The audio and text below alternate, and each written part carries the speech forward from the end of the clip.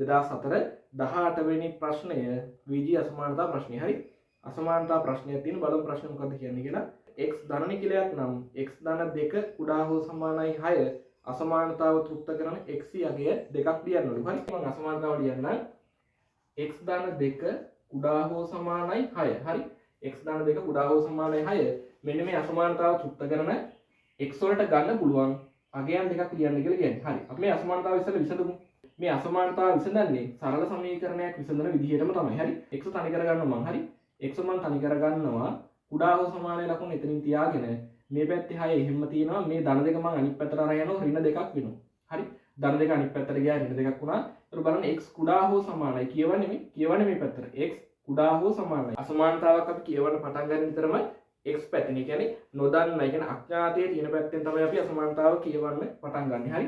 x කුඩා හෝ සමානයි මේ. දැන් තුඩ තියෙන්නේ මේ අසමානතා ලකුණේ තුඩ තියෙන්නේ x පැත්තටනේ. හරි. අසමානතා ලකුණේ තුඩ තියෙන්නේ x පැත්තට. ඒ කියන්නේ x තමයි මෙතන කුඩා. එතකොට අපි මෙතන කියවන්නේ x කුඩා හෝ සමානයි 6න් දැක අපි අඩු කරනවා. 6න් දැක අඩු කරාම අපිට එනවා 4යි කියලා. හරි. බලන්න අපි අසමානතාව විසඳුවා. අසමානතාව අපිට විසඳුවාම ආවේ x කුඩා හෝ සමානයි 4යි කියලා. හරි. බලන්න මේකේ දැන් මොකද්ද මේ අදහස? x කුඩා හෝ සමානයි 4. හරි. සමානයි කියන්නේ x වලගේ 4 වෙන්නත් පුළුවන් කියලා. හරි. දැන් මේ යටින් තියෙන පුංචි ඉරි කෑල්ලෙන් කියන්නේ සමානයි කියලානේ. එතකොට x කුඩා හෝ සමානයි 4. කියන්නේ x වල අගය 4 වෙන්නත් පුළුවන් 4ට වඩා අඩු අගයක් කියවෙන්නත් පුළුවන් කියලා කියන්නේ. හරි.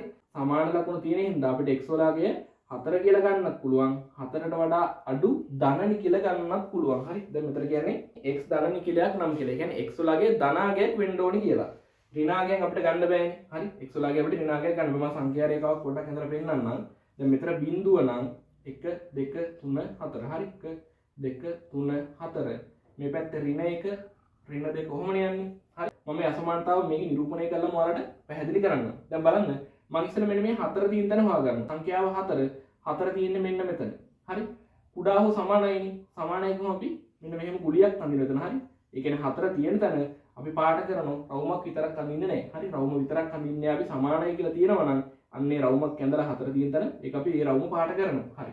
දැන් බලන්න 4 විශාලයි කියලා තියෙන 4 පැත්තට කට ඇරලා තියෙන. ඒ කියන්නේ 4 විශාලයි කියලා. එහෙනම් 4 විශාලයි කියන්නේ x වලගේ 4ට වඩා අඩුයි කියලා. 4 විශාලයි කියන්නේ x වලගේ ඊට වඩා අඩුයි කියලා. එහෙනම් ඊට වඩා අඩුයි කියන්නේ මෙන්න මේ පැත්තට තමයි අසමානතාවය එන්නේ. හරි. ඊට වඩා 4ට වඩා අඩු වගේ තියෙන සංඛ්‍යා රේඛාවේ මේ පැත්තට. හරි. 4ට වඩා අඩු වගේ තියෙන සංඛ්‍යා රේඛාවේ මෙන්න මේ පැත්තට.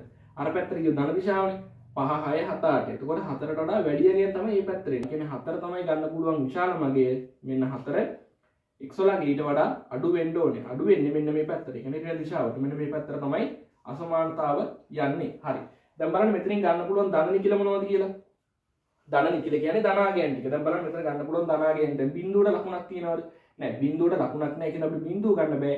1 2 3 4. අපිට අන්නේ ඉලක්කම් 4ම ගන්න පුළුවන්. හරි. හරි. 1 2 3 4.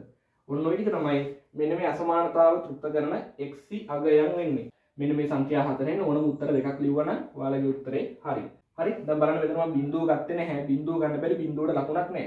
බිඳුවෙන් මෙහා පැත්ත කොහොමවත් ගන්න බෑ. ගන්න බැරි. බිඳුවෙන් මෙහා පැත්තේ ඉන්න ඔක්කොම ඍණාගයන්. එතකොට ඍණාගයන් අපිට ගන්න බෑ. මේ ගාන කියන්නේ x ධන නිකිලයක් කියලා. එතකොට අපිට ධනාගයන් විතරයි ගන්න පුළුවන්. මේ සීමාව ඇතුළේ තියෙන ධනාගයන් තමයි 1 2 3 4. එතකොට මෙන්න මේ 1 2 3 4 කියන සංඛ්‍යා හතරම අපිට ගන්න පුළුවන්. දැන් මෙතන හතරක් ගන්න පුළුවන් උනේ අපිට සමාන ලකුණ තිබ්බ නිසා. හරි. මෙතන අපි හතරක් ගත්තේ මෙන්න මේ සමාන ලකුණ තිබ්බ නිසා. එහෙම නැත්නම් සමාන ලකුණ නැත්නම් මේ හතර ගන්න බෑ අපිට. ඉතුරු ටික විතරයි එන්නේ.